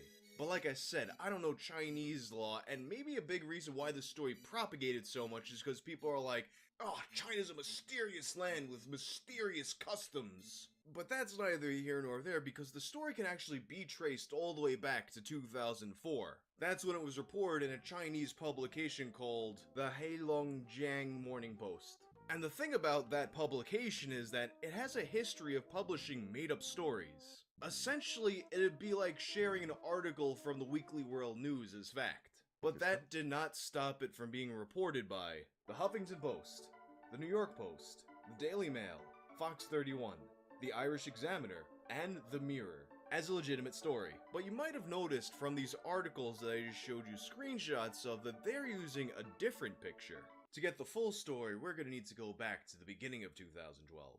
There's this up-and-coming Taiwanese model named Heidi Ye. She's getting a ton of work, TV ads, magazine ads, she's doing real good. Then one day, she accepts a job for a print advertisement for a plastic I don't know, I surgery just started. company. That's when she takes this photo. It depicts two very good-looking parents with three really ugly kids. And it has a caption that roughly translates to, "The only thing you have to worry about after plastic surgery is the explaining you'll have to do to your children." And people might be like, oh, that's mean, but the thing is, the kids' faces are photoshopped, and the Chinese in general just tend to not get butthurt about those kinds of things like we do in the West. It's just a silly ad to promote a plastic surgery company. So the picture does its job and Heidi moves on with her life and her career, but then, later on in 2012, the picture appears once again. This time, it's on the Facebook page of another plastic surgery company. And once that thing gets on Facebook, it starts to circulate. At first, it's mostly ordinary memes like this demotivational poster, which even by 2012 standards is pretty boomer-ish. Shit doesn't really hit the fan until someone on Facebook decides to combine the story about the man who sued his wife over ugly kids with the plastic surgery ad, which honestly doesn't really even make that much sense. I mean, look at the picture. Does this guy look like he's unsatisfied with his hot wife and his ugly kids? But there's no room for common sense when it comes to these kinds of things. This point is when the story goes super viral and thousands of people are sharing it all over Facebook. Not only are people sharing the post, but people are taking the picture, taking the story, and re-uploading it on their own pages, because that's what people do on Facebook, steal content. And on top of that, now some news outlets are taking the story, publishing it again, now with the picture. And of course, you've got those soldiers out there fighting the good fight, trying to debunk it in the comments section, and you've got some publications that published retractions, but there's just no fighting against the Zerg rush of human stupidity. Once the story's out there at that magnitude, it can't be controlled. Meanwhile, back in Taiwan, Heidi was none the wiser until the story made its way to a Chinese tabloid. In an interview with BBC, Heidi describes what happened next. "When I first heard about this from a friend, I thought it was just a one-off rumor," said Miss Ye. "Then I realized the whole world was spreading it and in different languages. People actually thought it was real. Even my then boyfriend's friends would ask about it. The picture and accompanying stories came up on Google in several languages, including Arabic, English, and Japanese, and have become a global meme. People refused to believe that I had never had plastic surgery. Clients would ask me if I was the woman in the picture. After this, I only got small roles in advertisements. It also," she says, "affected her personal life. She suspects her then boyfriend broke up with her partly because he was embarrassed by the rumors. She says relatives and her current fiance's family have also asked about them. Strangers would spot her in public and gossip about her," she adds. So with her personal life messed up and her career in shambles all due to a fake news story, what's left to do except start suing people? But she knows enough to know that you can't go and sue the entire internet. Once it's out there, it's out there. But as of 2015, she says that she is pursuing legal action against her former modeling agency as well as the plastic surgery company that posted the ad to Facebook. And while you might be thinking that, well, she signed her rights away, she has a contract, that may not necessarily be so. According to her claims, she only gave rights for that single print ad. She claims that she granted no rights for online publishing and she never gave permission to reuse the image. And in response to that, both companies say that they're gonna sue her back.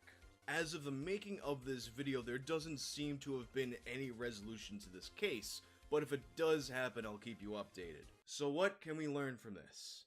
For the love of God, please do a little bit of fact checking before spreading around ridiculous inflammatory stories. Vertical integration is a concept in business in which a company owns multiple stages of production in order to reduce costs, maximize profits, and streamline the overall operation. For example, Apple manufactures their own hardware. They develop their own software that's then sold through their own stores. I sell t-shirts. Maybe I could screen print my own t-shirts and buy a sweatshop somewhere in Asia and have my clothes sewn together by children. I don't do that, but I could. What if your business was, I don't know, selling human body parts? It would be pretty convenient then to also own a funeral home. get a nice stock of dead bodies. Well, that's exactly the idea that Megan Hess, an entrepreneur in Colorado, had. But as she soon learned, things can get a little messy when dealing with human remains. So for today's episode, let's talk about the funeral home owner that sold her customers body parts without their consent. W.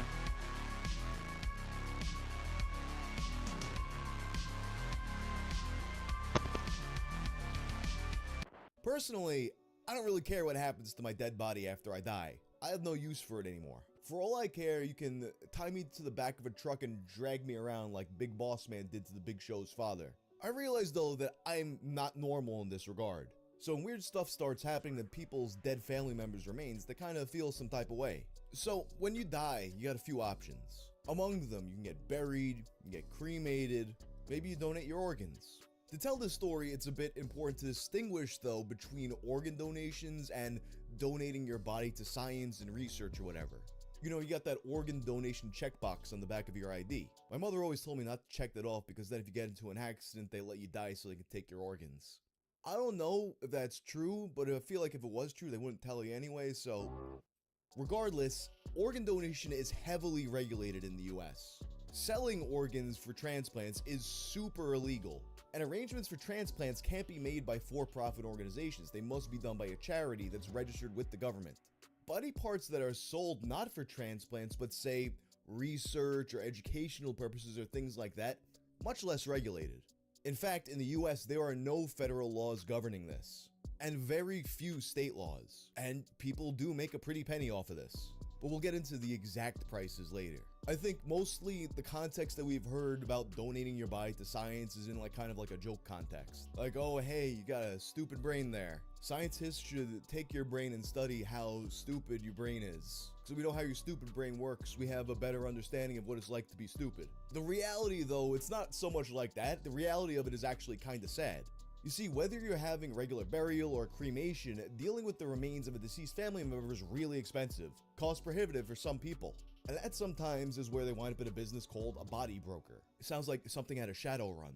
Body brokers are mostly for-profit companies that'll give you low-cost or even free cremations in exchange for being allowed to receive the body as a donation. What a lot of people don't realize though, especially because of the use of the term donation, the body isn't merely being given away for research, but rather the body is sold for a lot of money, often chopped up piece by piece. Very lucrative business, especially if you have a way to guarantee the flow of fresh bodies. For example, say if one were to run a body broker out of a funeral home. In 2017, Reuters did an investigation into the shady side of the body broker business. A lot of horrors were uncovered, like the story of a professionally decapitated woman found in the woods. Shells of HIV-infected heads stacked up among thousands of other body parts. Seminars involving cadavers in hotel ballrooms.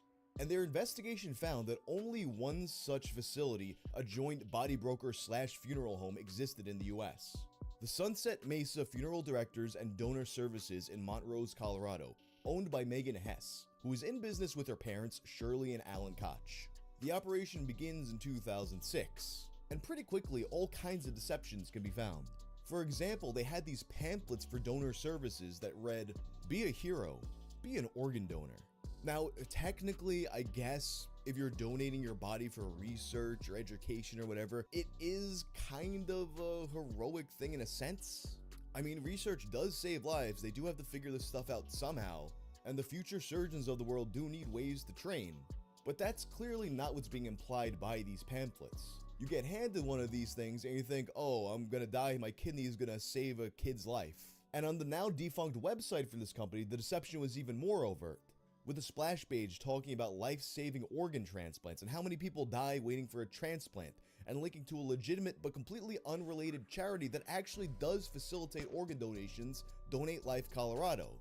In a later version of the website, the link to Donate Life Colorado is removed, but the statistics about organ transplants would remain, just a blurb added under Megan's portrait that says, "Without donation, there is no research. Without research, there is no cure." So at least now there's some attempt to give a real idea of what the business is about, even though it's still intentionally misleading. Then there's the issue of the fake qualifications. On her website, Megan claimed to have a doctorate in mortuary science, and in her office she proudly displayed her diploma, a doctorate of funeral services from the University of Mortuary Science. but there's no such degree as Doctor of Funeral Services, and there's no institution called the University of Mortuary Science. When she was questioned about this, all reference I give you 10 seconds. Join me. Join me, join me, join me, join me, join me, join me, join me, join me, join me, join me, join me, join me, join me, join me, join me, join me, join me, join me, join me, join.